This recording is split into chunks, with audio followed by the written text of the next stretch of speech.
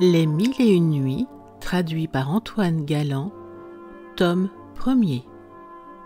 Nuit 103. Sire, dit-elle, le pourvoyeur du sultan de Casgar s'étant accusé lui-même publiquement d'être l'auteur de la mort du bossu, le lieutenant de police ne put se dispenser de rendre justice au marchand. « Laisse, dit-il au bourreau, laisse aller le chrétien, et pends cet homme à sa place, puisqu'il est évident par sa propre confession qu'il est coupable. » Le bourreau lâcha le marchand, mit aussitôt la corde au cou du pourvoyeur, et dans le temps qu'il allait l'expédier, il entendit la voix du médecin juif qui le priait instamment de suspendre l'exécution et qui se faisait faire place pour se rendre au pied de la potence. Quand il fut devant le juge de police, « Seigneur, lui dit-il, ce musulman que vous voulez faire pendre n'a pas mérité la mort. C'est moi seul qui suis criminel. Hier, pendant la nuit, un homme et une femme que je ne connais pas vinrent frapper à ma porte avec un malade qu'ils m'amenaient. Ma servante alla ouvrir sans lumière et reçut d'eux une pièce d'argent pour me venir dire de leur part de prendre la peine de descendre pour voir le malade. Pendant qu'elle me parlait, ils apportèrent le malade au haut de l'escalier et puis disparurent. Je descendis sans attendre que ma servante eût allumé une chandelle et dans l'obscurité, venant à donner du pied contre le malade, je le fis rouler jusqu'au bas de l'escalier.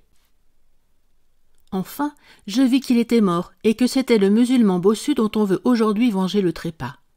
Nous prîmes le cadavre, ma femme et moi, nous le portâmes sur notre toit, d'où nous passâmes sur celui du pourvoyeur, notre voisin, que vous alliez faire mourir injustement, et nous le descendîmes dans sa chambre par la cheminée. Le pourvoyeur, l'ayant trouvé chez lui, l'a traité comme un voleur, l'a frappé et a cru l'avoir tué. Mais cela n'est pas comme vous le voyez par ma déposition. Je suis donc le seul auteur du meurtre, et quoique je le sois contre mon intention, j'ai résolu d'expier mon crime, pour n'avoir pas à me reprocher la mort de 2 musulmans, en souffrant que vous ôtiez la vie au pourvoyeur du sultan, dont je viens de vous révéler l'innocence. Renvoyez-le donc, s'il vous plaît, et me mettez à sa place, puisque personne que moi n'est cause de la mort du bossu. La sultane Scheherazade fut obligée d'interrompre son récit en cet endroit, parce qu'elle remarqua qu'il était jour.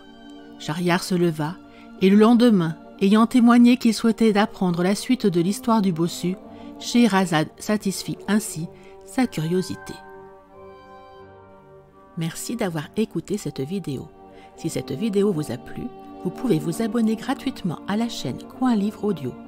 N'oubliez pas de liker avec le pouce vers le haut. Vous pouvez aussi me laisser un commentaire. À bientôt.